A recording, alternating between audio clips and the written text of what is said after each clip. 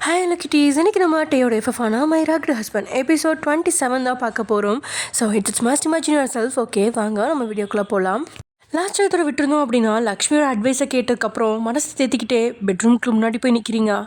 ஜிமினோட ரூமும் டேயோட ரூமும் பக்கத்து பக்கத்து ரூம் அப்படிங்கிறதுனால ஓரக்குனால ஜிமினோட ரூமை தான் பார்க்குறீங்க. கதவு லேசாக கீறி இருக்கு. அதை பார்த்து தன்னோட தங்கையை என்ன செய்யறது அப்படின்னு தெரியாமல் நின்றுட்டு இருந்தேன். நீங்கள் தலைக்கு வந்துட்டே டேயோட பெட்ரூம்குள்ளே போகிறீங்க. உங்களோட நல்ல நேரமாக போட்டே குளிச்சுட்டு இருந்ததால் சத்தமே இல்லாமல் பால்கனியில் ஒரு மூலையில் போய் நின்றுக்கிட்டீங்க. டேயும் குளிச்சுட்டு வெளியில் வர பால்கனியில் நீங்கள் நிற்கிறத அவன் கவனிக்கல. நீங்கள் இன்னும் வரல போல அப்படின்னு நினச்சிட்டு ட்ரெஸ் சேஞ்சிங் ரூமில் போய் ட்ரெஸ்ஸை மாற்றிட்டு வெளியே வந்தவன் தன்னோட மொபைலை எடுத்து ஏராளமானோருக்கு ஃபோன் பண்ணி பேசுகிறான். அதிலும் அவன் குறிப்பாக எதை பற்றி பேசினான் அப்படின்னா தியாவை எப்படியாவது அசிங்கப்படுத்தி வீட்டை விட்டு வெளியேற்றணும் அப்படின்னு தான் பேசிகிட்டு இருக்கான். அதையெல்லாம் கேட்கும்போதே இன்னும் இதையும் உங்களுக்கு கனமான மாதிரி இருக்குது. தரையில் சத்தம் இல்லாமல் உட்காந்து கால் முட்டைகளுக்கு இடையில முகத்தை புதைச்சு ஒன்றும் புரியாதவளா உட்காந்து இந்த உங்களோட முதுக ஒரு கை அரவணைக்குது. ஏன்னோ அந்த அரவணைப்பை திடீர்னு உணரும்போது பாட்டியோட ஞாபகம் வர கண்ணை திறந்து பார்த்த உங்களுக்கு அது பாட்டி இல்லை, அரக்கனான தன்னுடைய கணவர் அப்படிங்கிறது புரிய எலும்ப நினைக்கும் போதே உங்கள் பக்கத்தில் டே வந்து உட்காந்துட்டான். என்னடி சைலண்ட்டாக இங்கே வந்து உட்காந்துருக்க அப்படின்னு கேட்டு புருவத்தை உயர்த்துறான். இல்லை சும்மா அப்படின்னு நீங்கள் வார்த்தைகளை இழுக்க உங்களோட நெத்தியில் கையை வச்சு காய்ச்சல் இருக்கா அப்படின்னு சோதனை செஞ்சுட்டு அப்படியே தூக்கி தன்னோட மடியில் உட்கார வச்சு உங்களோட கழுத்தில் முகத்தை பொதிச்சுக்கிட்டே உங்களோட கையில் ஆயின்மெண்ட்டை கொடுத்தவன். காலையிலையும் மத்தியானமும் நீ இந்த ஆயின்மெண்ட்டை போடல தானே அப்படின்னு கேட்க வயிறு வலியால் இன்னைக்கு ஒரு வேலை கூட செய்யாமல் முழு நேரமும் கிச்சன்லேயே பாய விரித்து படுத்து கிடந்திருக்கீங்க. இதனால தான் ஆயின்மெண்ட் கூட போடுறதுக்கு ரூம் பக்கம் நீங்கள் வரவே இல்லை. அதை அவன்கிட்ட சொல்லி சிம்பத்தியை உருவாக்கலாம் முடியாது அப்படிங்கிறதுனால அது மறந்துட்டேன் அப்படின்னு தயங்கிக்கிட்டே சொல்ல கழுத்தில் புத்தஞ்சிருந்த முகத்தை நிமித்து உங்கள் கண்களை பார்க்குறான். வயன் பார்வையே சரியில்லை, இன்னைக்கு உனக்கு சம்பவம் உண்டு அப்படின்னு உங்களோட மனசு வர கதற பயத்தில் உடம்பெல்லாம் உதறல் கொடுக்க டே இறுக்கமாக உங்களோட கன்னத்தில் கையை வச்சுட்டு தன்னோட பக்கம் இழுத்துவான். உங்களோட ஆப்பிள் கன்னத்தில் பயத்தடம் லேசாக பதறிற அளவுக்கு உங்களுக்கு வலிக்காதபடி மெல்லமாக கடிச்சு அடுத்த முறை மறந்தேன்னு வையி, நானே உன் ட்ரெஸ்ஸெல்லாம் கழட்டி வித்தவுட்டில் படுக்க வச்சு இந்த ஆயின்மெண்ட்டெல்லாம் போட்டு தர வேண்டியிருக்கும். இப்போ ஒழுங்காக ஆயின்மெண்ட்டை போடு அப்படின்னு பிடிவாதமாக சொல்ல அமைதியாக இருக்கிறவன் எப்போ வேணாலும் பூகமாக வெடிப்பான். அதனால வம்பு வேண்டாம் அப்படின்னு கையில் ஆயின்மெண்ட்டை எடுத்து நீங்கள் சேலைக்குள்ளே கையை நுழைச்சி வயிற்றில் ஆயின்மெண்ட்டை போடுறீங்க. காயத்தில் மருந்து வைக்கும்போதே சுள்ளனை எரிச்சல் ஏற வழியில் கண்களை இருக்க மூடி திறந்து மூச்சை இழுத்து விட்டு அவஸ்தைப்பட்டு தான் ஆயின்மெண்ட்டே போடுறீங்க. இது அப்படியே கண் கூட பார்த்துட்டு இருந்தவன் அப்புறம் வயன் எனக்கு தெரியாமல் வீட்டுக்கு கெஸ்டெல்லாம் கூட்டிகிட்டு வந்திருக்கா. உன் பாட்டியை துரத்தி விட்டுட்டேன்னு உன் தங்கச்சியை கூட்டிகிட்டு வந்தியா? இல்லைனா உனக்கு இந்த வீட்டில் வேலை பார்க்க கஷ்டமாக இருக்குன்னு துணைக்கு உன் தங்கச்சியும் இந்த வீட்டில் செட்டில் ஆக வைக்கலான்னு பார்க்குறியா அப்படின்னுட்டே சிரிச்சபடியே கேட்டாலும் கண்கள் கொலை வெறியில் கொந்தளிக்குது. இவன் இப்படி கேள்வியால் குடஞ்சு எடுப்பான் இல்லைனா தண்டனையால் உயிரை எடுப்பான் அப்படின்னு தான் அப்பயே வரமாட்டேன் அப்படின்னு பயந்து சமையல் அறையிலே இருக்க நினச்சிங்க. இருந்தாலும் லக்ஷ்மி ஆறுதலாக சொன்ன விஷயங்களை சில நொடி யோசிச்ச நீங்கள் பயத்தில் நீங்களாவே டீயோட நெஞ்சில் தலையை சாச்சு மிதமாக துடிக்கிற அவனோட இதய துடிப்பை கேட்டபடி இல்லை நான் எதுவும் பண்ணலை, தியா என்ன பண்ணுறான்னு எனக்கு புரிய மாட்டேங்குது. நான் கஷ்டப்படுற இடத்துல என் தங்கச்சியும் வந்து கஷ்டப்படணும்னு நான் கண்டிப்பாக நினைக்க மாட்டேன். என்னை நம்புங்க, நான் தியாவை வர சொல்லலை அப்படின்னு நீங்கள் அமைதியாக பேசினாலும் உங்களோட இதய துடிப்பு எகிரிக்கிட்டு தான் இருக்குது. நீங்கள் பயப்படுறதே அவனுக்கு பெரிய வெற்றி தான் அப்படிங்கிறது மாதிரி உங்களை இறுக்கமாக அணைச்சிக்கிட்டவனோட அணைப்பில் மூச்சு விட கூட கொஞ்சம் தடுமாறுறீங்க. இருந்தாலும் எப்படியோ சமாளித்தபடி இருக்கீங்க. Very good. உன் தங்கச்சி இங்கேருந்து கஷ்டப்படக்கூடாதுன்னு நினச்சேன்னா ஒழுங்காக 4 அட்வைஸ் கொடுத்து வீட்டை விட்டு வெளியே துரத்திடு. நான் ஏன் சொல்கிறேன்னா உன் தங்கச்சி நிறைய படிச்சிருக்கா, நல்ல நிலைமைக்கு வர வாய்ப்பு இருக்குது. அதனால் ஒழுங்காக அவகிட்ட மூடிக்கிட்டு கிளம்ப சொல்லு, அதுதான் அவளுக்கு நல்லது அப்படின்னு கோபத்தை குறைச்சிக்கிட்டே சொல்கிறான். அவன் வார்த்தையில் என்ன அதிசயத்தை கண்டீங்க அப்படின்னு தெரியாது. திடீர்னு அவனோட முகத்தை நிமிர்ந்து பார்த்து நானும் நிறையா படித்தா நல்ல நிலைமைக்கு வர முடியுமாங்க அப்படின்னு கேட்குறீங்க. ஏதோ ஆர்வத்தில் தான் படிப்பு ஆசையில் கேட்டீங்க. ஆனால் அதுக்கு பதிலாக அவன் பல்ல கடிக்கிற சத்தம் தான் வெளியே கேட்க தன்னோட வாயே தனக்கு வினை அப்படின்னு நினச்சி புரிஞ்சு திருன்னு முடிச்சவங்களோட சேலை முந்தானையை பிடிச்சு லபக்குன்னு உருவிட்டான்.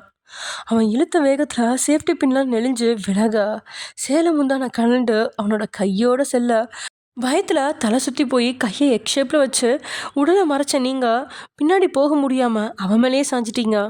இருட்டில் உடல் அவ்வளோவா தெரியாது, இருந்தாலும் பதட்டம் உங்களை சாகடிக்குது. ஆனால் அவன் கண்களுக்கு இருட்டிலும் உங்களோட உடல் பளிச்சுன்னு தெரியுது. எழுந்து ஓடினா கூட பூவாக இருக்கிறவன் புயலா மாதிரி தண்டிப்பான். அதுக்கு 2 நிமிஷம் பொறுமை காத்தாலே அவன் சமாதானம் ஆவான். அப்படிங்கிறதுனால அசையாமல் ஒரு கை எடுத்து அவன் கையில் இருந்த சேலையை இழுத்து பார்க்குறீங்க. நீங்கள் எத்தனை பலமாக இழுக்க முயற்சித்தாலும் அதை விட 2 மடங்கு பலம் கொடுத்து சேலையை உங்களோட உடல்ல இருந்து உருவ. இதுக்கு மேலே முயற்சித்தா மொத்த ட்ரெஸ்ஸையுமே கழட்டி எடுத்துருவோம். அப்படிங்கிறதுனால முயற்சிக்காமல் அப்படியே இருக்கீங்க. கிட்டத்தட்ட 15 நிமிஷம் தாண்டிடுச்சு. ஆனால் அவன் சேலையை திருப்பி கொடுக்குற மாதிரி தெரியல. ஒரு பக்கம் வெளியே இருந்து ஜில்லுன்னு காற்று வீசி நடுங்க செய்யுது.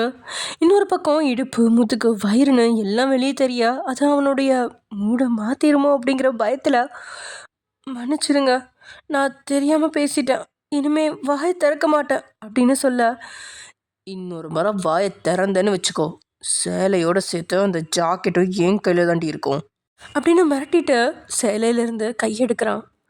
துளியும் நகராம அப்படியே இருந்தபடியே சேலையை சரி செஞ்சு முந்தானையை எடுத்து பழையபடி தோளில் போட்டு நீங்கள் நெளிஞ்சத பின்னையும் சரி பண்ணி குத்திக்கிட்டதும் உங்களை நெருக்கி அணைச்சவன் உங்களோட கழுத்தில் முகத்தை புதைச்சிக்கிட்டான். அதுக்கு மேலே 2 பேருமே எதுவுமே பேசிக்கல. அவனோட ஒரு கை உங்களோட முதுகுலையும் இன்னொரு கை உங்களோட கழுத்தையும் பற்றி இருக்க, முகம் மட்டும் உங்களோட கழுத்தில் புதைஞ்சு கிடக்குது.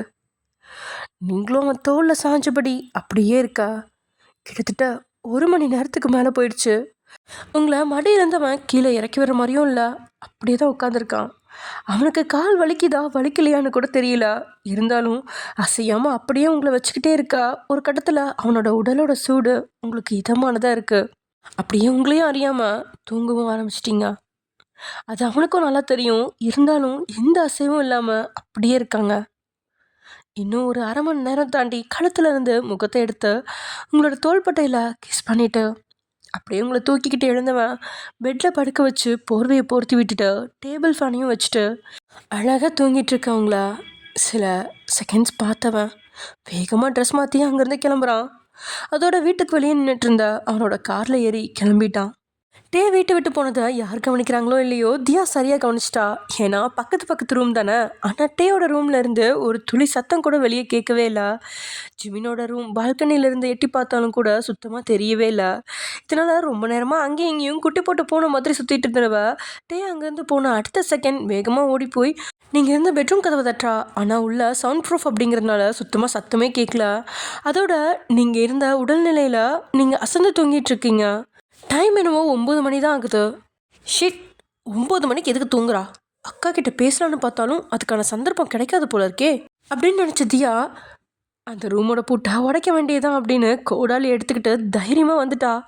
அப்படியே அந்த கோடாரியை ஓங்க, ஏமா ஏமா என்ன பண்ணுற அப்படின்னு கண்ணம்மா வேகமாக ஓடி வந்து அந்த கோடாரியை பிடுங்கி இருந்த இடத்துலயே வச்சுட்டா.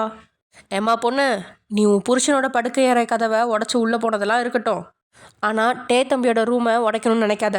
அப்படி நினச்சா நாளைக்கு டே தம்பி உனக்கு ஏதாவது ஒரு சம்பவம் பண்ணுவார். இதனால் ஒழுங்கா இரு அப்படின்னு கண்ணம்மா எச்சரிக்கா. கண்ணம்மாவையே மேலும் கீழும் நோட்டமிட்டவா. எக்ஸ்கியூஸ் மீ, நீங்கள் சமையல்காரி தானே? நீங்கள் சமையல் அறையில் இருக்காமல் இங்கே என்ன பண்ணுறீங்க அப்படின்னு கேட்கா. நான் சமையல்காரி மட்டும் இல்லை, இந்த வீட்டில் எல்லா காரியும் நான் தான். இப்போ கூட பாலகிருஷ்ணாவுக்கு சாப்பாடு கொடுத்துட்டு வரேன் அப்படின்னு சொன்னபடியே தியாவோட முகத்தை பார்க்க அவளோட கண்கள் எல்லாம் கோடாரியை எப்போ எடுக்கிறது அப்படிங்கிற மாதிரி தான் பார்த்துட்ருக்கு. அட என்ன இந்த பொண்ணு இவ்வளோ அசால்ட்டாக இருக்கா அப்படின்னு நினச்சிக்கிட்டே அவளோட கையை பிடிச்சி வலுக்கட்டாயமா ஜிமினோட பெட்ரூம்குள்ளே கூட்டிகிட்டு வரா. கிட்டத்தட்ட 3 மணி நேரம் அந்த பெட்ரூம்குள்ளே இருந்திருக்கா. ஆனால் ஒரு சேரில் உட்காந்த மாதிரி கூட தெரியல. அதோட கொண்டு வந்த 2 பொட்டிகளும் ஒரு மூலையில் இருக்கா. என்னம்மா, உன்னை பார்த்தா இந்த குடும்பம் நடத்த வந்த மாதிரி தெரியலையே, ஏதோ சீஃப் கெஸ்ட்டாக வந்த மாதிரில இருக்கு அப்படின்னு கண்ணம்மா கேட்கா. ஆ, உங்களை மாதிரி வேலைக்காரியாக இருக்கிறத விட சீஃப் கெஸ்ட்டாக வந்துட்டு போயிடலாம். அப்புறம் எத்தனை வருஷமாக இங்கே வேலை பார்க்குறீங்க? மாதம் எவ்வளோ ரூபாய் சம்பளம் கிடைக்கிது? லீவெலாம் கிடைக்குமா அப்படின்னு தியா பேச்சு கொடுக்கா. அதுவா, நான் இங்கே 16 வருஷமாக வேலை பார்க்குறேன். மாதம் 28,000 சம்பளம் கிடைக்கிது.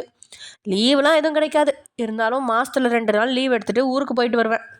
என் பொண்ணும் புருஷனும் ஊரில் இருக்காங்க, அவங்கள பார்த்துக்கிறதுக்கு போயிட்டு சீக்கிரமாக வந்துடுவேன் அப்படின்னு பேச்சு கொடுத்தபடியே தியாவோட பெட்டிகள்லாம் தூக்கி பெட்டில் வச்சு அதை திறந்து பார்க்க ஒரு பெட்டியில் துணி, அதுவும் தேவைக்கு 4-5 துணி தான் இருக்குது.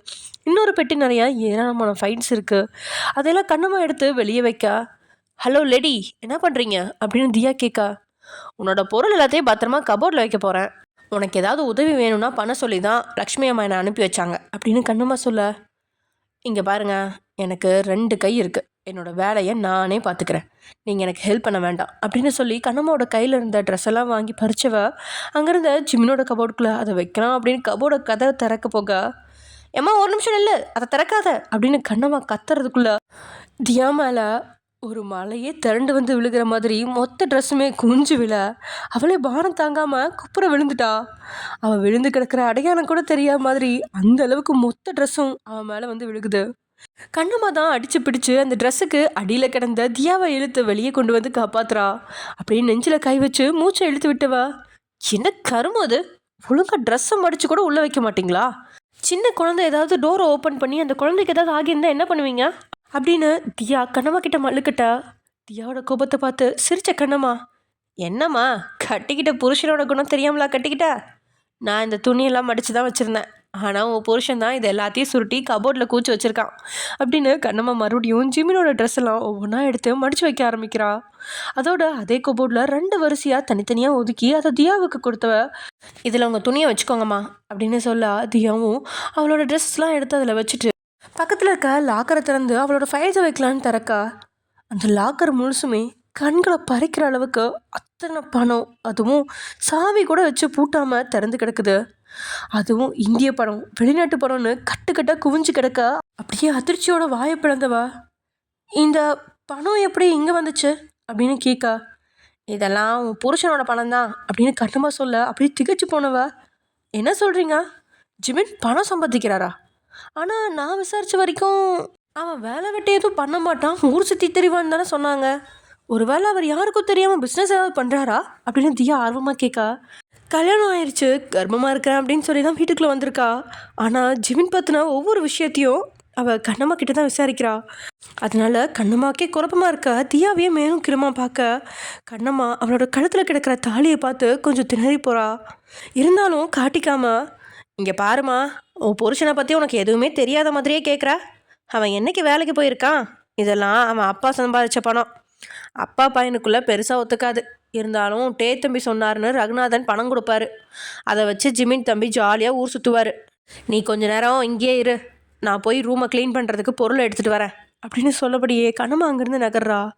உண்மையில் அந்த பணம் மட்டுமே 1 கோடி ரூபாய்க்கு மேலே இருக்கும் அப்படின்னா, அது போக ஏகப்பட்ட பைக் சாவி, கார் சாவி, 2-3 தங்கக்கட்டி, 4-5 பாஸ்போர்ட், லைசன்ஸ், ஆதார் கார்டு, பான் கார்டுன்னு ஏராளமான பொருட்கள் அதுக்குள்ளே கிடக்க அதை பார்க்கும்போது தியாவுக்கே கொஞ்சம் பதட்டமாக தான் இருக்குது. இதில் ஏதாவது காணலை அப்படின்னா கூட நாளைக்கு அவளுக்கு தான் திருட்டு பட்டம் கட்டினாலும் கட்டுவாங்க அப்படின்னு நினச்சவ அந்த லாக்கரை மூடுறதுக்கு சாவியை தேடிப்படியே அங்கே இருக்கிற ஒரு ட்ராவை திறக்க அந்த ட்ராயரே உடையிற அளவுக்கு பொருட்கள் குவிஞ்சு போட்டிருக்கிறான். செருப்புலேருந்து கெட்டுப்போன சாப்பாடு வரைக்கும் அதுக்குள்ளே இருக்கு. இதில் வேற அதுக்குள்ளே பள்ளி, கரப்பாம்பூச்சி, செலந்தின்னு பல குடும்பங்கள் வாழ்ந்துட்டுருக்க அதை பார்க்கும்போதே அறிவிருப்பாக இருக்கு. ஐயோ கடவுளே, இவன் மனுஷனா இல்லை காட்டில் வாழ்கிற ஜந்துவா? அடுத்த டோர்லாம் திறக்க வேண்டாம், அதுக்குள்ளே பாம்பு, சிங்கம், புலின்னு ஏதாவது இருந்தாலும் இருக்கும் அப்படின்னு நினச்சிட்டே பெட்டில் உட்கார்றா. ஏதோ வட்டிக்கையில் தாறுமாறா குத்த ஆ அப்படின்னு அரிக்கிட்டே எழுந்தவ கட்டில் கிடந்த துணியை விலக்கி பார்க்குறா. என்னைக்கோ சாப்பிட்ட சிக்கன் எலும்பு துண்டு அடியில் கிடக்குது. அது மட்டும் இல்லாமல் காகித துண்டுகள், திருகாணி அப்படின்னு குப்பை தொட்டியில் கிடக்க வேண்டியது எல்லாமே பெட்டில் கிடக்குது. அதை பார்த்தவளுக்கு அவ்வளோ முகசொலிப்பு. தியா அவ்வளோ சுத்தமாக இருக்கணும் அப்படின்னு எல்லாம் நினைக்க மாட்டா. இருந்தாலும் அவளோட இடம் இந்த அளவுக்கு கேவலமாக இருக்காது. கடவுளே, இந்த ரூமில் நான் எப்படி 3 நாளைக்கு தங்குறது அப்படின்னு நினச்சிட்டு மனசுக்குள்ளே குமரிட்டு இருந்த தியாவுக்கு இந்த ரூமில் தான் வாழ்நாள் முழுக்க ஜிமின் கூட வாழ போகிறோம் அப்படிங்கிறது தெரியல. சில நிமிஷத்துலேயே தொடப்பத்தோட வந்த கண்ணம்மா வேகமாக அந்த ரூமை சுத்தம் செய்ய தொடங்குறா. ஆரம்பத்தில் கண்ணம்மா தனியாக சுத்தம் செய்யும்போது தியா கண்டுக்கல. ஆனால் நேரம் போக போக கொஞ்சம் பாவமாக இருந்ததால் அவளும் உதவி செய்ய ஆரம்பிக்கிறா. தியாவுக்கு வேலை செய்ய வராது அப்படிங்கிறத விட பிடிக்காது. இருந்தாலும் தன்னுடைய வேலைகளை அவள் தான் செய்வா. மற்றவங்களோட ஹெல்ப்லாம் எதிர்பார்க்க மாட்டா. இதனால அந்த ரூமை க்ளீன் பண்ணவ, அப்புறம் நான் உங்ககிட்ட ஒரு விஷயம் கேட்குறேன், தப்பாக நினைக்காதீங்க. ஆக்சுவலி ஜிமினோட அம்மா இருக்காங்கல்ல, அவங்களுக்கும் ஏதாவது பிரச்சனையா? கொஞ்ச நேரத்துக்கு முன்னாடி பால்கனி வழியாக பார்த்துட்டு இருந்தப்ப அவங்க ஹஸ்பண்ட் ஏதோ சொல்லி சண்டை போட்டுட்டு அவங்க கையை பிடிச்சி இழுத்த ரூம்குள்ளே கூட்டிகிட்டு போன மாதிரி இருந்ததே அப்படின்னு தியா விசாரிக்கா. அது ஒன்றும் இல்லைம்மா, நீ திடீர்னு ஜிமினோட பொண்டாட்டின்னு சொல்லி வீட்டுக்குள்ளே வந்துட்ட. உனக்கு எந்த பிரச்சனையும் இல்லை. ஜிமின் தம்பியும் ஃபாரினில் இருக்குது, அதனால் அவருக்கும் எந்த பிரச்சனையும் இல்லை. ஆனால் ஜிமின் தம்பியோட அப்பாவை சமாளிக்க வேண்டியது லக்ஷ்மி அம்மாவோட வேலை தானே. அதான் அவர்கிட்ட இருந்து திட்டு வாங்கிட்டு ரூமுக்கு போயிருக்காங்க. இனி நாளைக்கு தான் அவங்க நிலமை என்னங்கிறது தெரியும் அப்படின்னு கண்ணம்மா சொன்னதை கேட்கும்போது கொஞ்சம் வித்தியாசமாக தோணுது. தன்னுடைய அக்கா மட்டும்தான் டேயால் வேதனை அனுபவிக்கிறா அப்படின்னா லக்ஷ்மியோட நிலைமையும் படு பயங்கரம் அப்படிங்கிற மாதிரி தான் இருக்குது. எல்லாத்தையும் விட கண்ணம்மாவையும் பார்க்குறா. அதுவும் கிட்டத்தட்ட 3 மணி நேரமாக பார்க்குறா. அந்த வேலை இந்த வேலைன்னு கண்ணம்மா ஒரு செகண்ட் கூட ஓய்வு எடுக்கிற மாதிரியே தெரியல. அப்படி இந்த வீட்டில் என்னதான் பிரச்சனை அப்படின்னு தெரிஞ்சுக்க ஒரு சின்ன எண்ணம் தோன்றினாலும் அவளோட எண்ணம் இப்போதைக்கு அவளோட அக்காவை இங்கேருந்து அழைச்சிட்டு போகணும் அப்படிங்கிறதுல மட்டும்தான் இருந்துச்சு. இதனால் பெருசாக நாட்டம் காட்டாமல் அவன் நின்றுட்டு இருக்கும்போதே ஓரளவுக்கு ரூமை ஃபுல்லாக க்ளீன் பண்ணிவிட்டு குப்பை மட்டும் 2 டஸ்ட்பின் நிறைய எடுத்துக்கிட்டவ, சரிம்மா நீ படுத்து தூங்க, காலையில் 6 மணிக்கு சரியாக அலாரம் வச்சு எழுந்து சமையல் வந்துடு, இல்லைனா வீட்டில் இருக்க ஆம்பளைங்க சத்தம் போடுவாங்க அப்படின்னு சொன்னபடியே கண்ணம்மா தியாவோட கையில் ஒரு பொருளை கொடுத்துட்டு மறக்காமல் இதை போட்டுக்கோ அப்படின்னு சொல்ல தியா கையை திறந்து பார்க்க அதுக்குள்ளே ஒரு முழு உலர்ந்த மஞ்சள் தான் இருக்குது. இதை எதுக்காக தன்னிடம் சந்தா அப்படின்னு புரியாமல் புருவத்தை உயர்த்தி கண்ணம்மாவை பார்த்தவ, என்ன இப்போ மஞ்சள் தேய்ச்சி குளிக்கணும்னு சொல்கிறீங்களா அப்படின்னு கேட்க, அதெல்லாம் இல்லைம்மா அப்படின்னு சொல்லி தியாவோட கழுத்தில் கிடந்த மஞ்சள் கைத்தை தூக்கி வெளியே போட்டவ, கடையிலேருந்து மஞ்சள் கைத்தை வாங்கி கட்டினா மட்டும் போகாது, அதில் உண்மையாகவே ஒரு சின்ன மஞ்சள் துண்டாவது இருக்கணும். கழுத்தில் கிடக்கிற கைத்தை கழட்டிட்டு அதில் இந்த மஞ்சள் துண்டை கட்டி போட்டுக்கோ, இல்லைனா எல்லாருக்கும் இது ஜிமின் தம்பி கட்டின தாலி இல்லை நீயா கட்டிக்கிட்ட தாலின்னு கண்டுபிடிச்சிருவாங்க அப்படின்னு கண்ணம்மா சொன்னதை கேட்டு தியாவுக்கு தூக்கி வாரி போட்டுருச்சு. இவ்வளோ சீக்கிரம் கண்ணம்மா கண்டுபிடிச்சதை பார்த்து வாயை பழக்கிறா. வீட்டு வேலைக்காரியே இவ்வளோ சீக்கிரம் கண்டுபிடிச்சதை விட வீட்டில் இருக்கிறவங்க கிட்ட போட்டு கொடுத்துருவாளோ அப்படின்னு உள்ளுக்குள்ள ஒரு பதட்டத்தோட பணத்தை கொடுத்து வேலைக்காரியோட வாயை ஆஃப் பண்ணலாம் அப்படின்னு வேகமாக பர்ஸு திறந்துவ உள்ளே இருந்த 5000 ரூபாய் பணத்தை சுருட்டி அப்படியே கண்ணம்மாவோட கையில் கொடுக்க அதை அப்படியே திருப்பி கொடுத்த கண்ணம்மா, நான் ஒன்றும் அவ்வளோ மோசமானவன் இல்லை, யாருக்கிட்டேயும் சொல்ல மாட்டேன், உன் அக்கா கிட்டேயும் சொல்ல மாட்டேன், உன்னை மாதிரி நல்லா பேசுகிற பொண்ணு இந்த வீட்டில் இருக்கிறது நல்லது தான், எல்லாத்தையும் விட உன்னால் ஜிமின் தம்பியை பொறுப்பான பையனாக மாற்ற முடியுங்கிற நம்பிக்கை எனக்கு இருக்குது அப்படின்னு சொல்லிட்டு அங்கேருந்து போயிட்டா. உண்மையில் வேற யாராவது இருந்திருந்தா இதை ஒரு பிரச்சனையாக உருவாக்கி இன்றைக்கே தியாவோட சாப்டருக்கு எண்டு காட்டு போட்டிருப்பாங்க. ஆனால் வேலைக்காரி கூட கொஞ்சம் நல்லவளாக தான் இருக்கிறாங்க அப்படின்னு நினச்சிட்டு பெட்டில் படுத்துவ கையில் இந்த மஞ்சள் எடுத்து மஞ்சள் கைத்தில் கட்டிட்டு காலையில் எவ்வளோ அவசரமாக எவ்வளோ பிளான் போட்டு இங்கே வந்திருக்கோம் அப்படிங்கிறதெல்லாம் யோசிச்சு பார்த்துட்டு சிரிச்சிட்ருக்கா. அது கூட சில செகண்ட்ஸ் தான், அதுக்கப்புறம் எப்படி உங்களை சந்திக்கிறது பேசுறது அப்படிங்கிற மாதிரி யோசிச்சுக்கிட்டே கிடக்குறா. அதோட ஏனோ ஜிமினோட படுக்கை அறையில் அவளுக்கு சுத்தமாக தூக்கமே வரல. அங்கேயும் இங்கேயும் புரண்டு படுத்து தூங்குறதுக்கே லேட் ஆயிடுச்சு.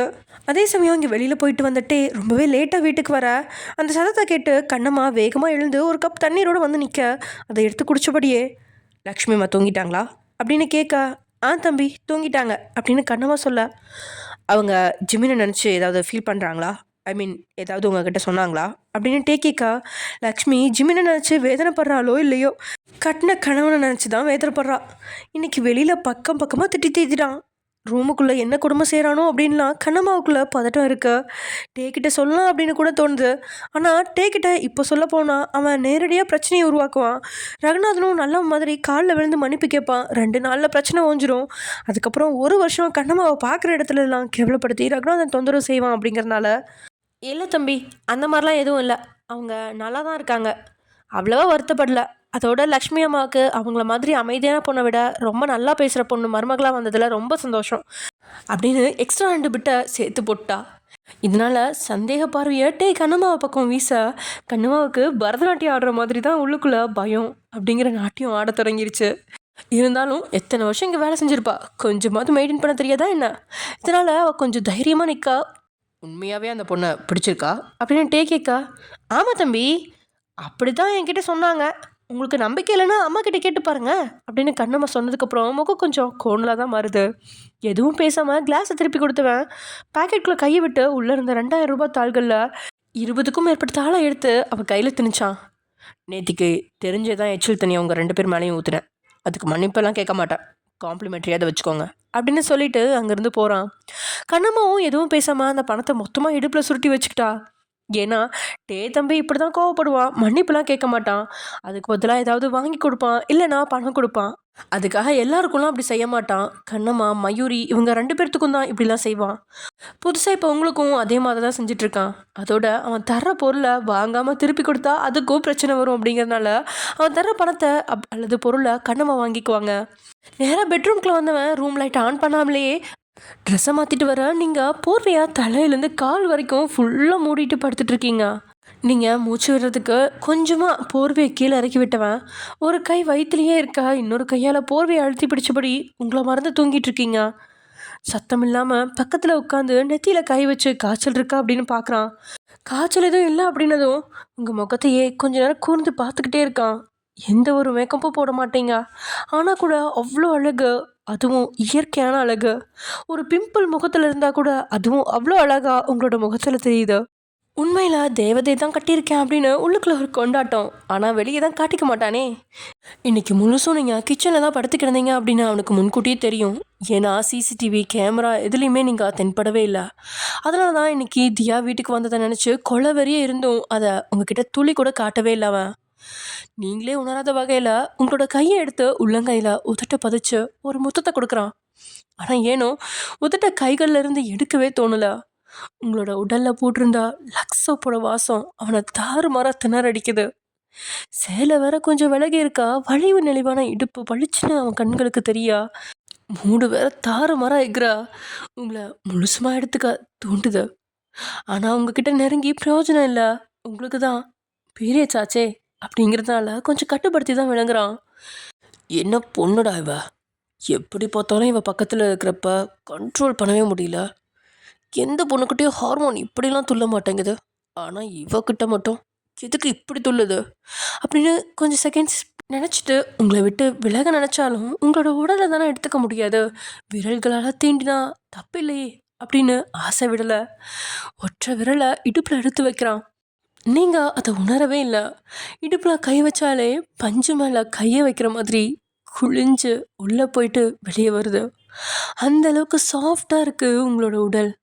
அப்படியே மெல்ல கோடு இழுத்துக்கிட்டே இடுப்பை வருடி கையை கொஞ்சம் கொஞ்சமாக உங்களோட அடிவயத்தை நோக்கி கொண்டு வர்றான்.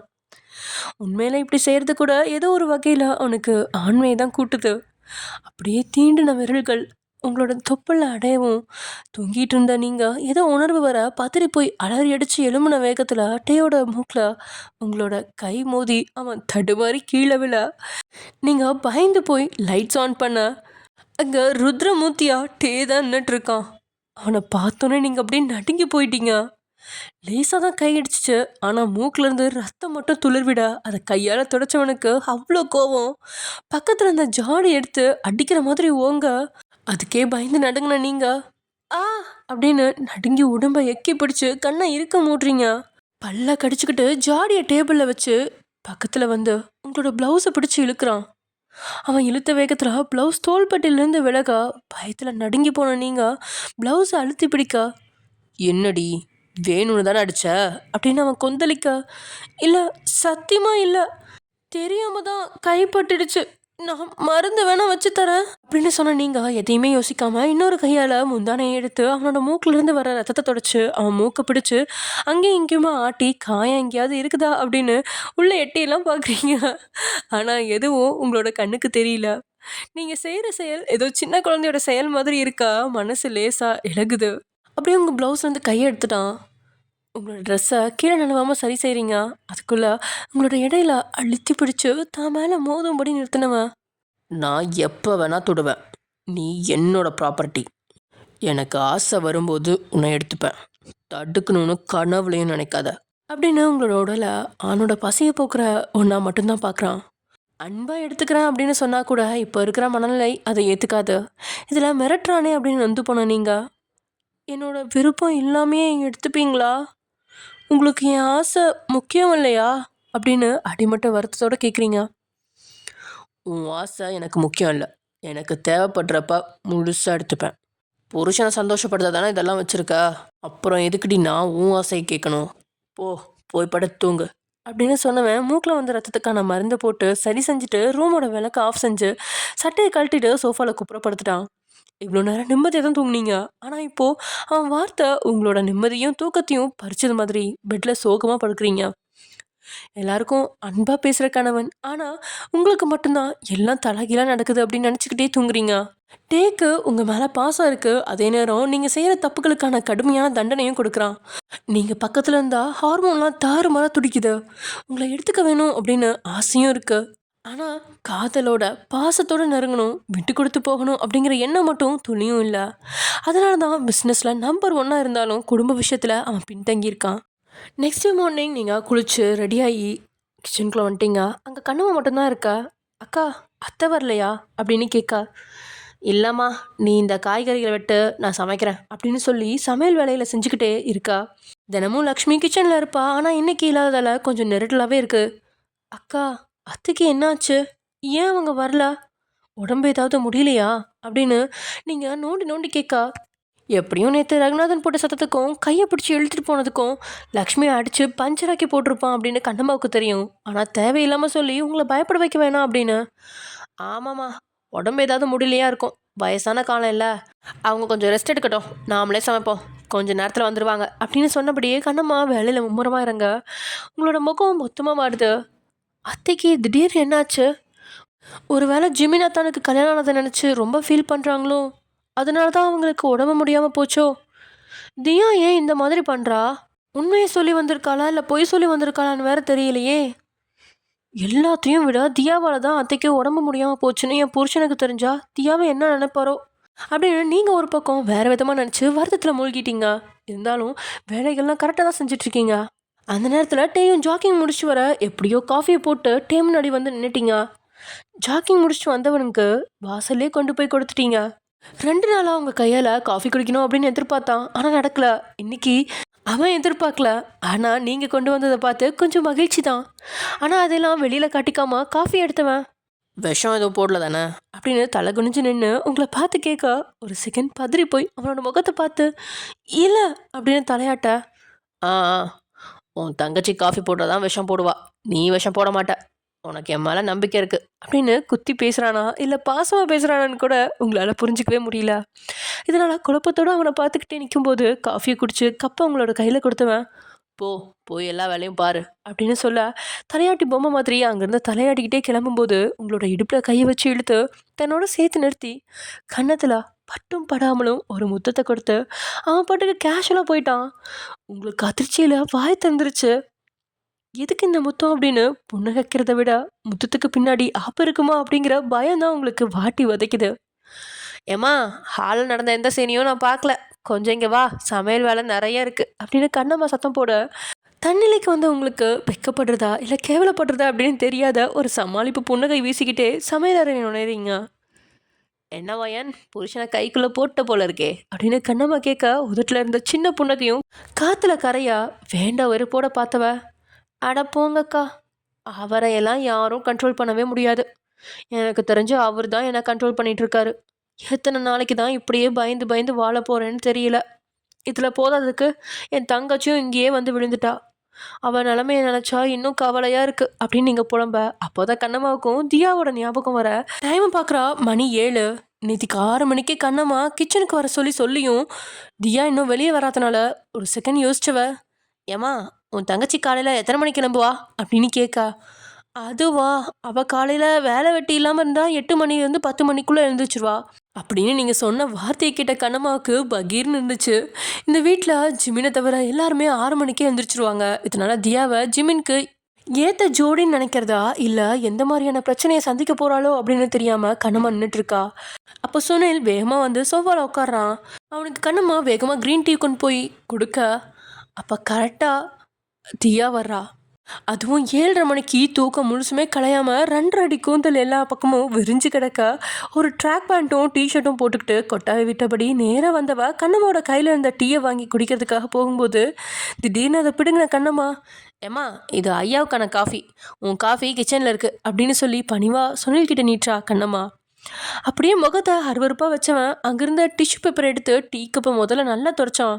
அதுக்கப்புறம் அதுலேருந்து டீயை மொத்தமாக கீழே கொட்டினவன், கண்டவா தொட்ட டீயெல்லாம் என்னால் குடிக்க முடியாது, போய் இன்னொரு கப் டீயை ஃப்ரெஷ்ஷாக கொண்டு வா அப்படின்னு சொல்லிட்டு டீ கப்பை கொடுக்க கண்ணம்மா எதுவுமே பேசாமல் நகர்ந்ததோடு மட்டும் இல்லாமல் தியாவோட கையை பிடிச்சி கிச்சனுக்குள்ளே இழுக்க தியா கண்ணம்மாவோட கையை உதறிட்டு அங்கேயே சோஃபாவில் உட்காந்துட்டா.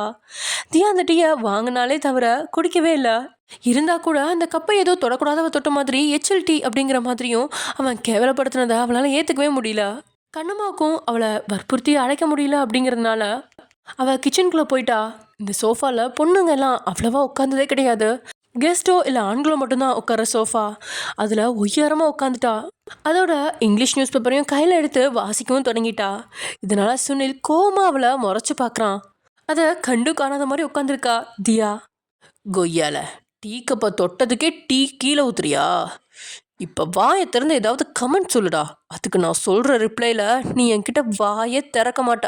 பாருடா சனியனே அப்படிங்கிறது தியாவோட மைண்ட் வாய்ஸ். தியாமா, நீ கமெண்ட் சொல்கிறதெல்லாம் இருக்கட்டும். அடுத்த சாப்டரில் உனக்கு ஒரு பெரிய ஆப்பு வச்சுருக்கான். முடிஞ்சா அதுலேருந்து தப்பிச்சுக்கோ. அப்படி என்ன ஆப்பு வச்சுருக்காங்கிறத அடுத்த பகுதியில் பார்ப்போம். ஓகே ஃப்ரெண்ட்ஸ், பாய்.